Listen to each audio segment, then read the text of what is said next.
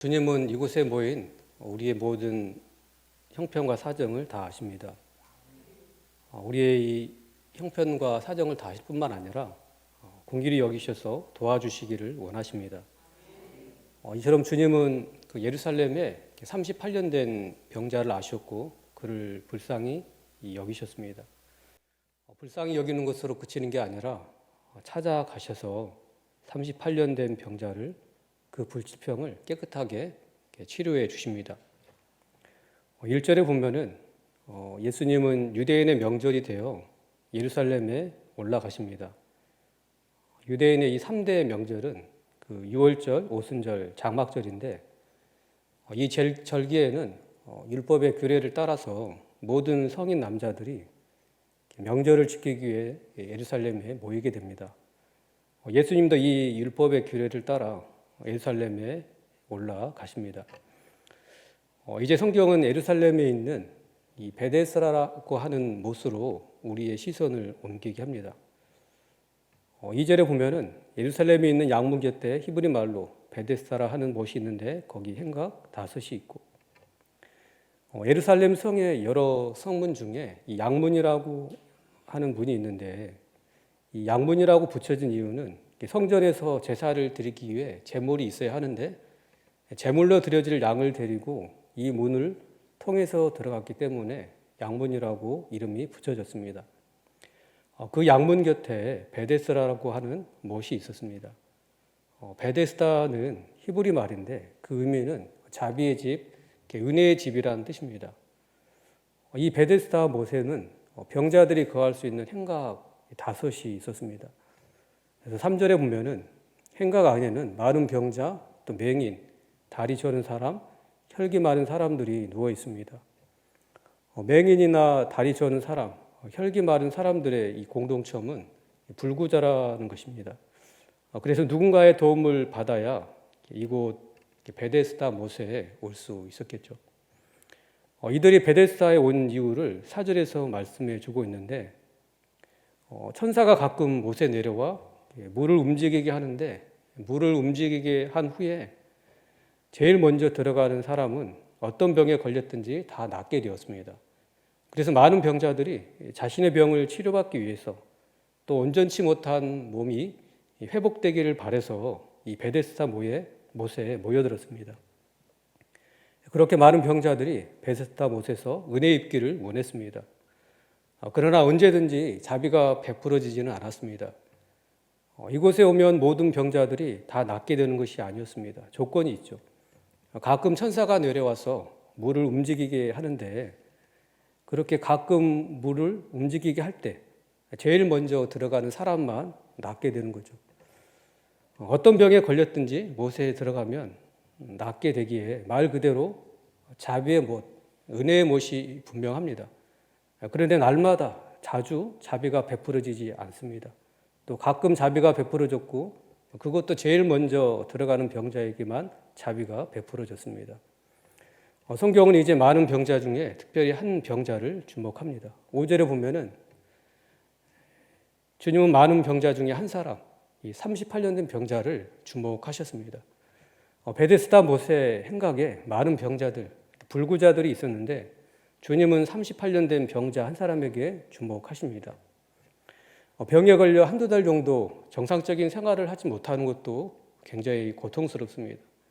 그런데 이 사람은 한두 달도 아니고 또 1, 2년도 아니고 무려 38년 동안 병으로 고통받으며 살아왔습니다. 병으로 인해 38년 동안 누워서 아무것도 하지 못하는 그런 인생이었습니다. 정말 우리가 상상하기 힘든 날들을 병으로 고통받으며 살아온 사람임에 분명합니다. 예수님은 그런 38년 된 병자 한 사람에게 주목하셨습니다. 우리가 모든 성도들이 모여 있을 때 모든 성도들을 한꺼번에 집중해서 관심을 가지고 교제할 수 없습니다. 그러나 주님은 여기 모여 있는 우리 한 사람 한 사람에게 관심을 가지고 1대1로 교제할 수 있는 분이십니다. 그리고 그렇게 1대1로 나를 주목하시고 또 교제하기를 원하시는 주님이십니다. 주님은 이곳에 임재해 계십니다. 그래서 다른 우리 성도님들에게도 주목하시지만 나 한 사람을 주목하고 계시다라는 것을 기억하시기 바랍니다. 학교에서 선생님이 특히 좋아하는 학생이 있습니다. 그래서 수업 시간에 교사가 좋아하는 그 학생만을 주목하는 경우가 있습니다. 그러나 우리 주님은 그렇지 않으십니다. 더 많이 헌신하고 봉사하는 성도에게만 주목하지 않으십니다. 내가 부족하고 연약해도 여전히 사랑하시고 여전히 나를 주목하시는 사랑의 주님이십니다. 주님이 여전히 나를 사랑하시고 또 나에게 관심을 가지고 주목하고 계시다는 것을 믿으시기 바랍니다.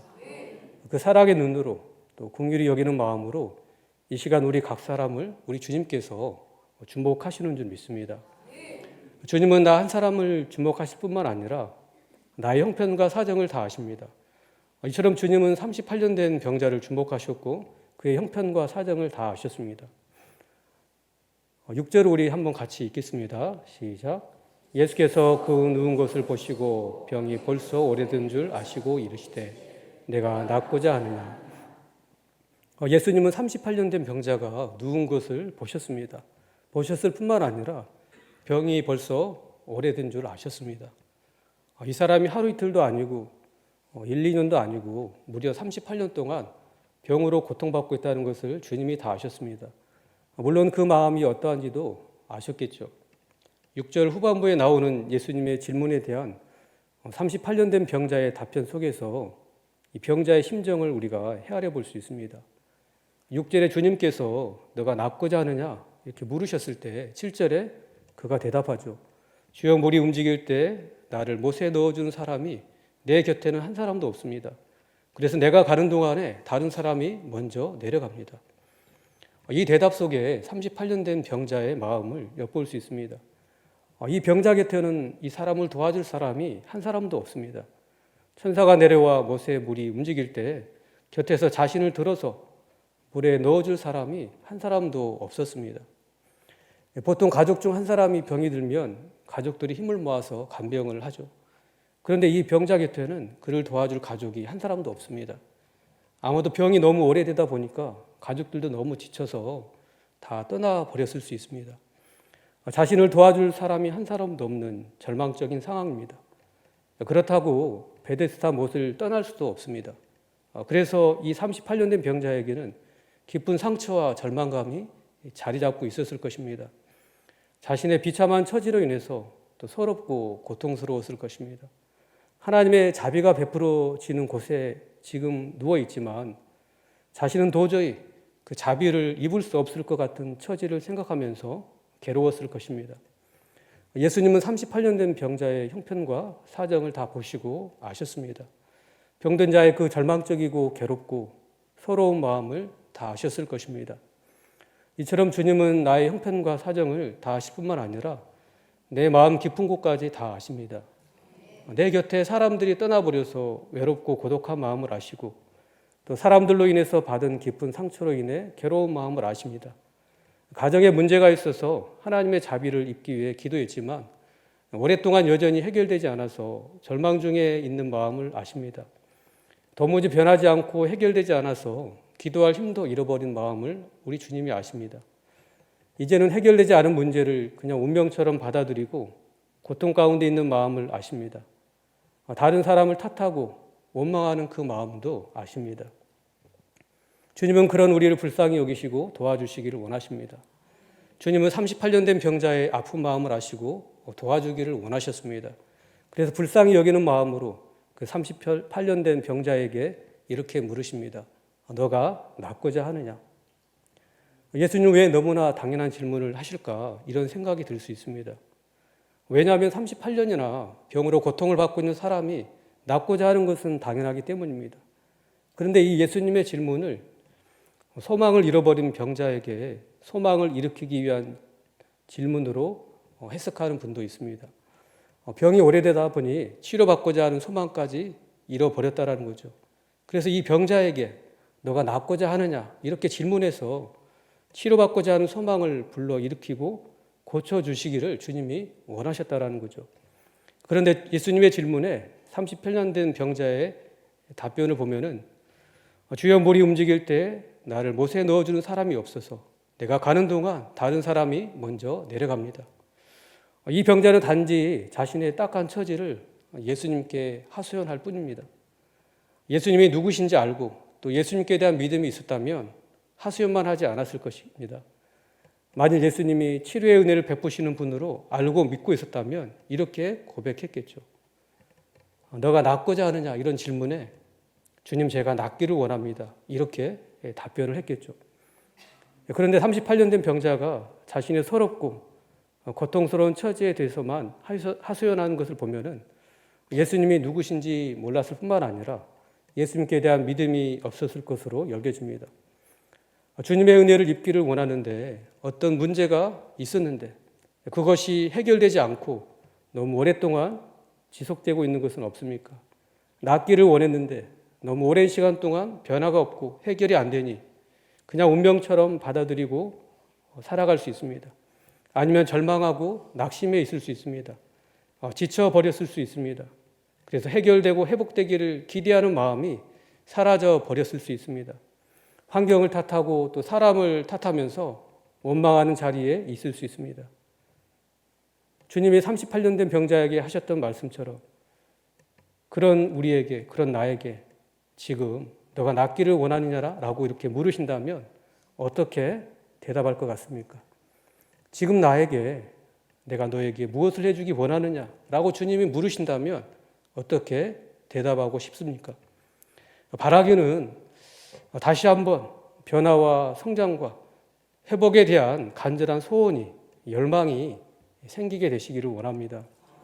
낫고자 하는 갈망, 다시 일어나고 싶어하는 그 소망, 그런 열망이 있게 되시기를 원합니다. 가정 복음화를 위해 오랜 시간 기도했는데 도무지 변화가 없어서 내려놓지는 않았습니까? 관계 회복을 위해서 애를 썼는데 변화가 없어서 상대방만 탓하고 있지는 않습니까? 신앙 성장에 대한 갈망이 처음에는 있었는데 언제부터인가 그냥 그럭저럭 신앙생활 하는 것에 만족하며 살고 있지는 않습니까? 옛 죄된 습성을 고쳐보려고 처음에는 기도도 하고 시도를 했는데 어느 순간 그냥 타협하며 그냥 그렇게 양심의 가책을 느끼며 살고 있지는 않습니까? 번번이 시도해도 안 되니까 좌절해 있지는 않습니까? 좌절해 있고 기대와 소망을 잃어버린 우리에게 주님이 이렇게 물으십니다. 너가 낫고자 하느냐? 내가 너에게 무엇하여 주기를 원하느냐? 주님의 이 질문에 자신의 신세에 대한 한탄과 하소연만 하고 있지는 않습니까? 주님은 나를 도와주시기를 원하십니다. 너가 낫고자 하느냐? 주님의 이 질문이 우리 마음의 변화로 나타나게 되기를 원합니다. 마음과 생각의 변화, 다시 한번 하나님께 소망을 두는 그 변화로 나타나게 되시기를 원합니다. 우리 시편 39편 7절을 같이 읽겠습니다. 시작. 주여 이제 내가 무엇을 바라리요? 나의 소망은 주께 있나이다. 우리의 소망은 주님밖에 없습니다. 주님께 다시 기대와 소망을 가지시기 바랍니다. 시편 146편 3절에 보면은 귀인들을 의지하지 말며 도울 힘이 없는 인생도 의지하지 말라라고 말씀합니다. 도울 힘이 없는 사람을 의지하지 마시기 바랍니다. 시편 62편 5절에 보면은 나의 영혼아 잠잠히 하나님만 바라라. 모든 나의 소망이 그로부터 나오는도다. 다시 잠잠히 하나님만 보시기 바랍니다. 견고한 성처럼 우리 앞에 버티고 있는 문제에서 눈을 돌려서 다시 잠잠히 하나님만 바라보시기 바랍니다. 주님만이 우리의 소망이 되십니다. 우리 주님이 너가 낫기를 원하느냐라고 물었을 때 우리 마음 깊은 곳에서부터 주님 제가 낫기를 원합니다. 이런 갈망과 기대와 소망이 다시 살아나게 되시기를 원합니다. 주님 저의 가정이 복음화되기를 원합니다. 주님 깨어진 관계가 다시 회복되기를 원하고 신앙 성장에 대한 열망이 있기를 원합니다. 주님 자녀들의 예배가 회복되기를 원합니다. 이런 간절한 기대와 소망이 다시 불릴 듯 일어나게 되시기를 주의 이름으로 축원합니다. 우리가 낫고자 하는 간절한 기대와 소망이 있다면 우리 주님은 얼마든지 고쳐주실 수 있는 능력의 주님이십니다. 불가능을 가능으로 바꾸시는 능력의 주님이십니다. 너가 낫고자 하느냐라는 주님의 물음에 병자는 예 주님 제가 낫기를 원합니다 라고 대답하지 않았습니다. 그냥 자신의 흰새만을 하소연할 뿐이었습니다. 그런 38년 된 병자에게 주님이 명하십니다. 8절에 보면은 예수께서 이르시되 일어나 내 자리를 들고 걸어가라 하시니 38년 동안 누워만 있었던 병자에게 일어나 내 자리를 들고 걸어가라고 명하십니다. 물이 움직일 때까지 기다렸다가 물이 움직이면 내가 도와주겠다 이렇게 말씀하지 않으십니다. 일어나 걸어가라고 명령하십니다. 베세다 물이 움직일 때 하늘로부터 나타나는 능력을 직접 베푸시는 분이 아니면 이런 명령을 하실 수 없습니다.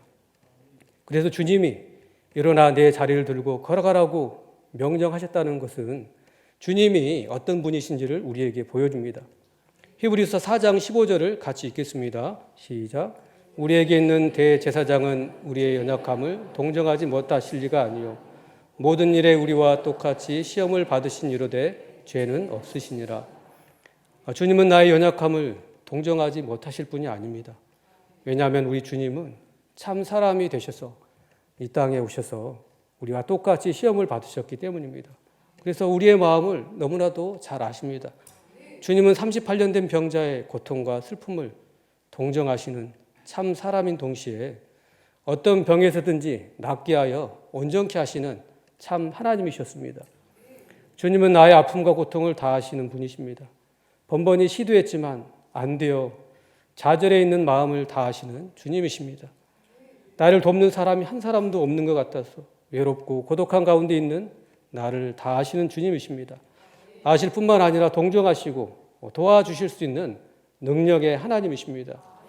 주님의 말씀은 능력이 있었습니다. 말씀하시니 38년 된 병자가 어떻게 되었습니까?